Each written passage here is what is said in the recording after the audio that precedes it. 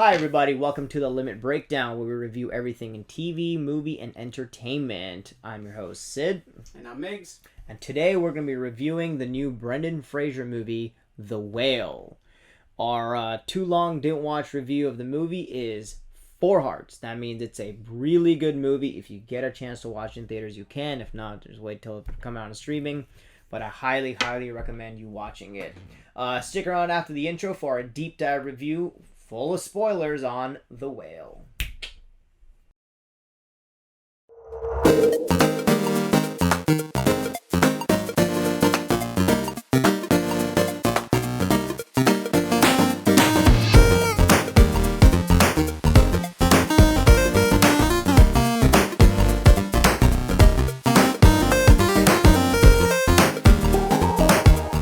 Welcome back to the Limit Breakdown, where we break down the latest in movies, TV, and everything going on in entertainment. Today we're going to be talking our thoughts on the new Brendan Fraser movie, The Whale. Want to go ahead and give us your initial thoughts, Sid? I thoroughly enjoyed this movie. It was a very, very good movie. Brendan Fraser, obviously, for a lot of people, is like... For a lot of young teenage girls at the time, he was like a heartthrob. For everyone else, the movies he portrayed in, he was really good. The Mummy, George of the Jungle, and then now that he's doing, after many, many years, he's doing Whale, and you can still see his level of acting is just not even close to what he used to be, in a good way. I didn't know what this movie was about going in. It was very depressing. It was a very depressing movie. It's not exactly what I would consider a feel-good movie. No, but it was laid out very much like one of those one-act plays. Mm-hmm. It was very...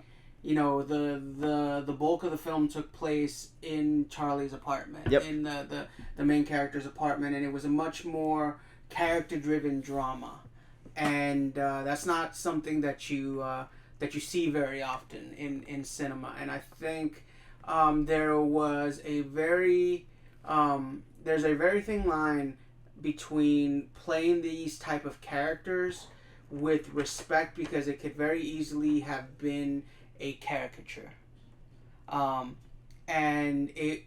I felt that they did it in a tasteful manner to show someone that had gone through something very traumatic that left them emotionally and I feel like spiritually broken, and that caused him to just kind of give up on himself and gain all of this weight and do all of these things to himself and to the people around him as well. The impact of such self-negligence, the ripple effects of that were shown throughout the movie. Her friend who, was trying to help him but was also kind of enabling him at the same time. But you see how that was impacting him, or her. And then you see the impact that it had on his ex-wife and his daughter and their lack of relationship and just all of those different dynamics. And it had a very, very deep emotional core, and it hit some nerves, man. Yeah, definitely.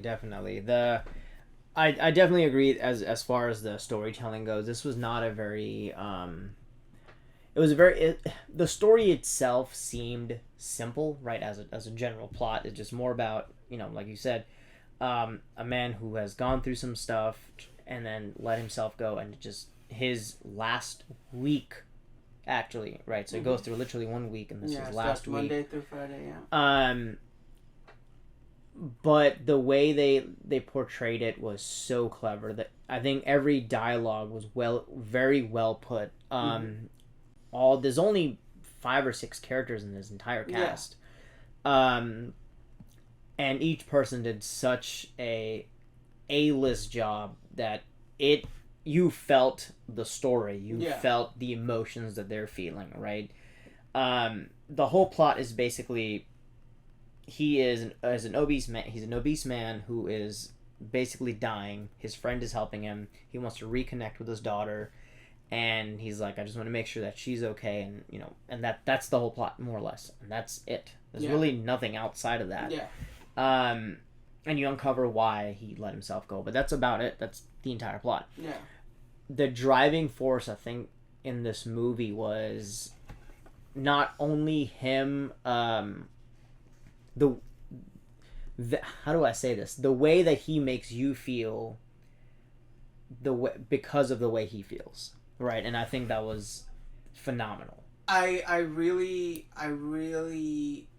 enjoyed the humanity that Brendan Fraser brought to the character, because it could have been very easy to just play this man in a way in which would not have generated any sympathy or empathy for him, because there were aspects of the character that were selfish, that were very negative, but then there's this almost childlike optimism that he had, and then his love for literature and his love for teaching, and that was very, very evident from the very beginning. And I thought it was particularly interesting how the different ways that him and his ex-wife viewed their daughter. And his ex-wife had also suffered through traumas, but she, rather than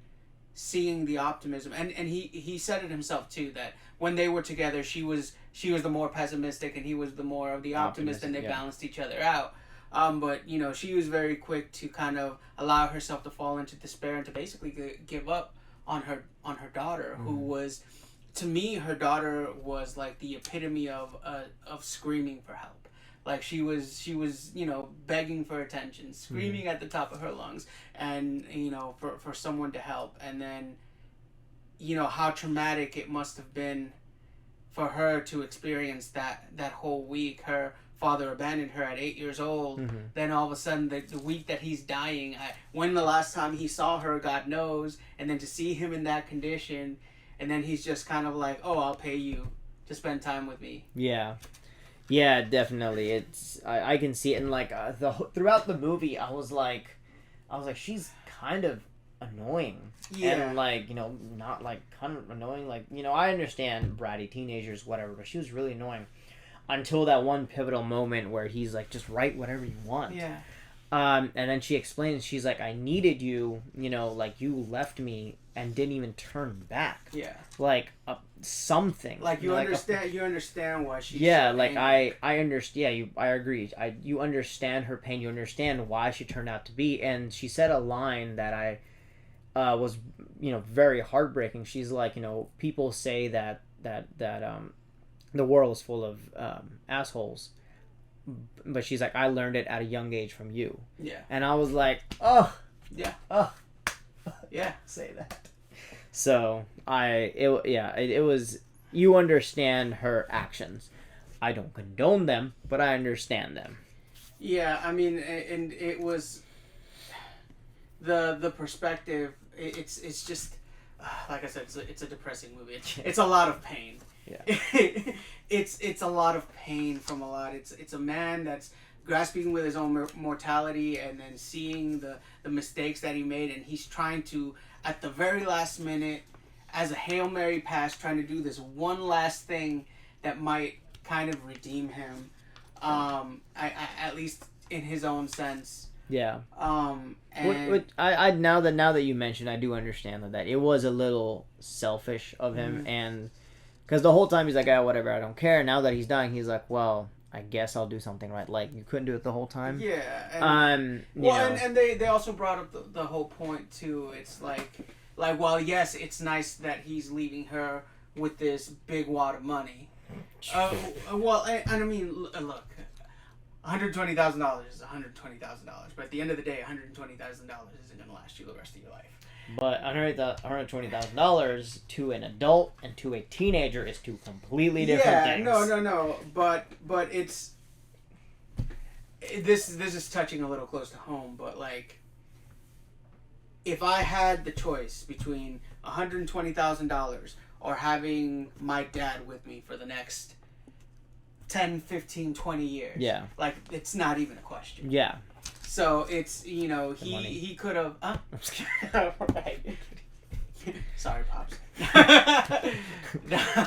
No, but no, it's one of those situations where it's like, yeah, he could have taken that money. He could have taken care of himself. He could have gone to the doctor. There was, yeah. But the thing about it was that he was emotionally broken, and he didn't feel like he was up to the or he was worth it. Yeah, he was. I think there was a line he said where she's like, who would want me? Yeah, who would want me? Yeah, and that I definitely understand that. You know, I mean, I haven't.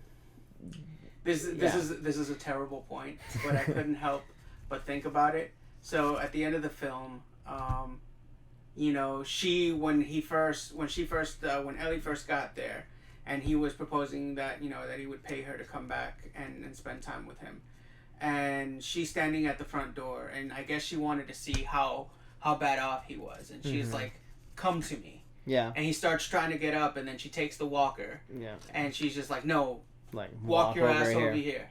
Right? I thought that was very powerful. Towards the end of the movie, when I guess, you know, it's the last moment that they're sharing together, and he's like dying at that point, and he walks over to her, and then of course, you know, that's the end of the movie. It fades to white, and you see kind of his feet lifting off the ground. Right?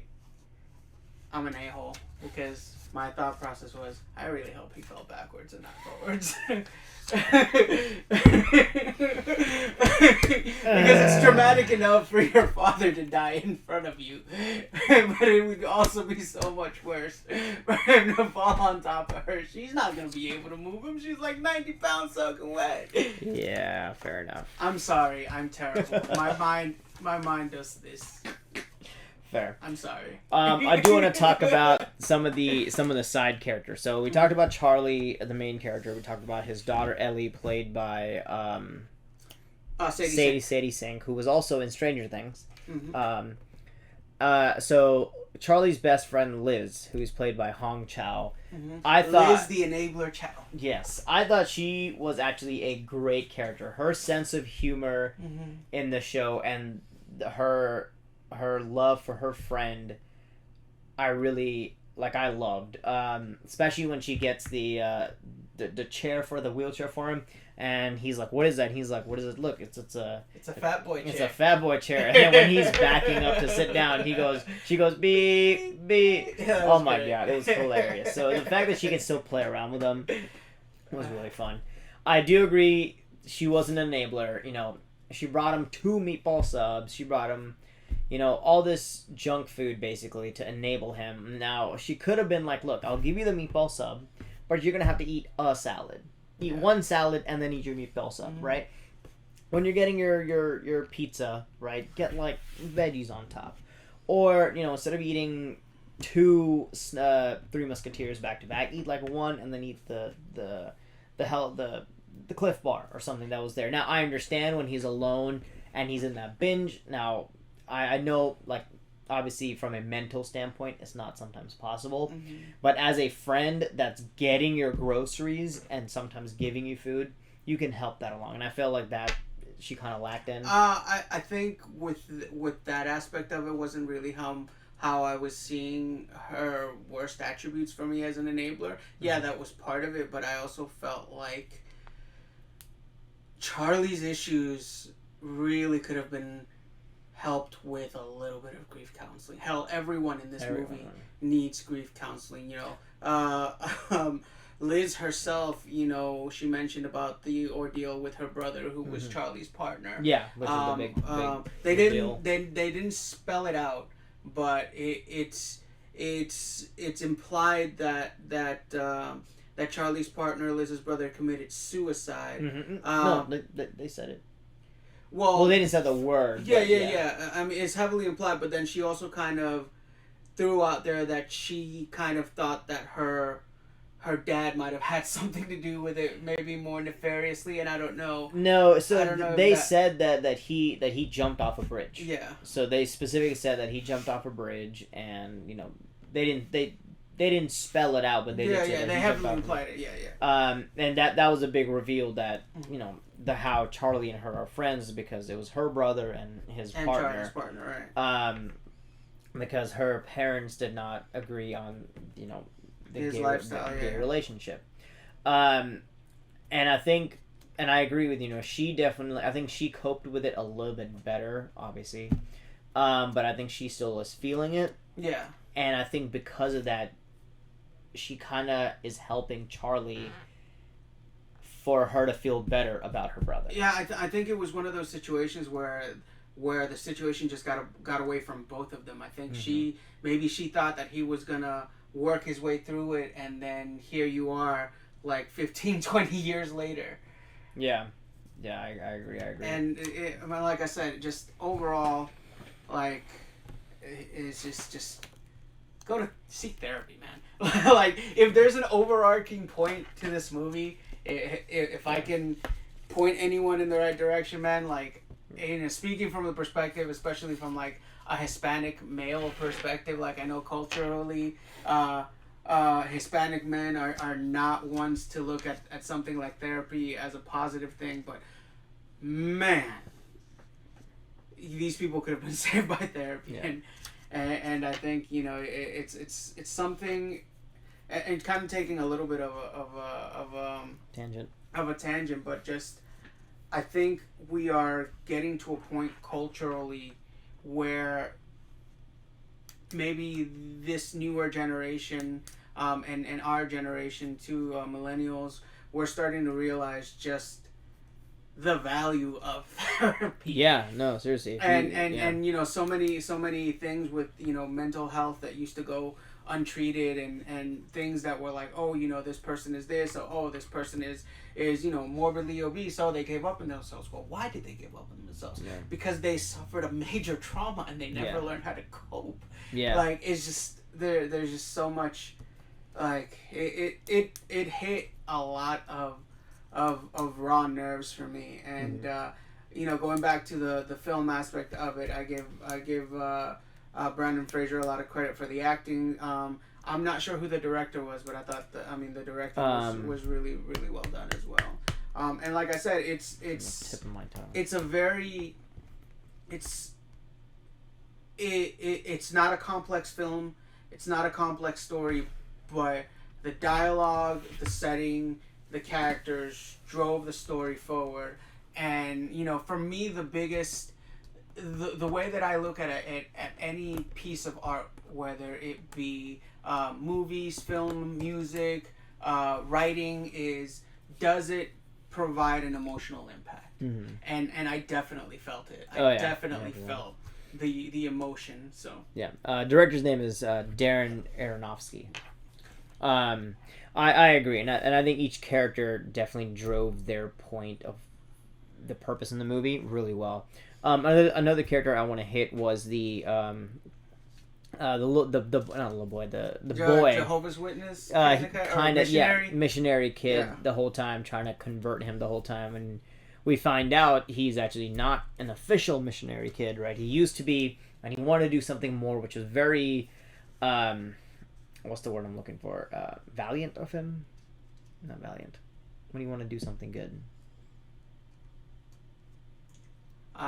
Anyway, he wanted to do something good, and what he was doing before, passing out brochures, he's like, this is not enough, I want to do something more, so he stole the money and came to this town so he can help somebody, coincidentally found Charlie, and the whole time, he's just trying to convert him, but also save him, and kind of be like, hey, look, kind of get your stuff together, right? And I understand what he was trying to do to Charlie. He was like, look, if you heal yourself spiritually, maybe you can heal yourself physically, right? And then from there get there mentally.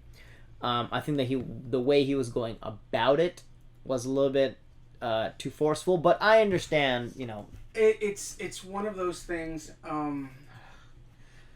So I'll use this example. It's even though it's kind of a terrible one, but an acquaintance of mine has who is a member of LGBT has family members that are very religious, and they will, they will preach to him and they'll try to convert. And it's one of those things where it's like it gets to the point where it's like it's offensive and it's hurtful at times. And we've had conversations, and me trying to be fair, it's like, if you are a true believer in whatever faith, like I'm not a particularly religious person, but if I truly believed that, let's say my brother or my really good friend, if I truly believe that the lifestyle that they were living was going to lead them into an eternal damnation, then, of course I would try to do everything that I thought I could to try to save them. Yeah.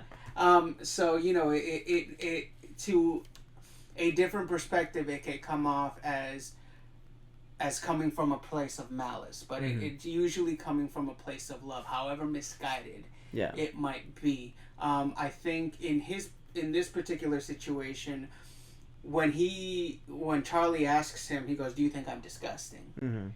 And he was trying to dance all around it. He was trying to not acknowledge the very front of it, but it all the reason he was trying to save him, quote unquote, was because he saw him as living in sin, as making a mistake, as being wrong. Yeah. And at first it was implied that what the wrongness was his physical condition, his weight.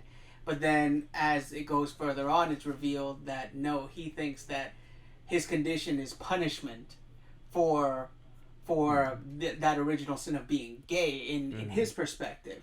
And so that's in their final confrontation, that's why he kind of went off on him a little bit. But it was very, very, very telling that that's where it went for him, because from as soon as he figured out that Charlie was gay, and he made it his mission to, quote unquote, try to save him.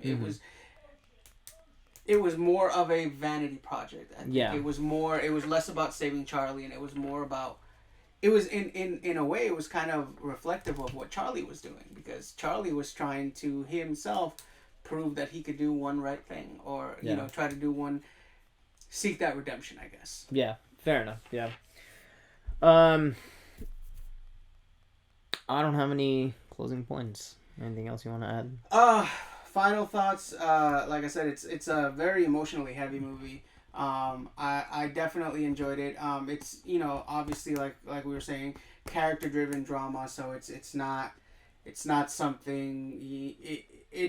I would caution to be prepared going into it, and not to expect, because I thought there'd be a little bit more comedy. The comedy that was thrown in there, I think, was perfect. Yeah, and the way they did it was very tasteful. There was more levity than comedy. Yeah. But yeah, and kudos, man. I'm hearing rumblings of possible Oscar nods. For this performance, and I think it would be worth it. When the film was first shown at the festival, Brendan Fraser actually received I think like a 6 or 7 minute standing ovation straight. Oh wow! For his performance, and then in a later interview, he was like, "Yeah, we were once it ended and we heard the claps, we're like, cool, thank you guys." And he was trying to leave to go go out with his friends and kind of like go get a drink. And then the director, Darren, was like, "No, just stay here for a little bit longer, just wait till it's done." And he's like, "Okay, fine." So they walk back. They were literally on the way to the door. He walks back, and the clapping continues. And he's like, "I'm just, so flabbergasted of what's going on, because they're still clapping and standing for like 6 to 7 minutes." Wow. So I think definitely a nod to Brendan Fraser's performance was fantastic. I really, really liked Hong Cho's character, Liz. I thought she was a great character and a great actress.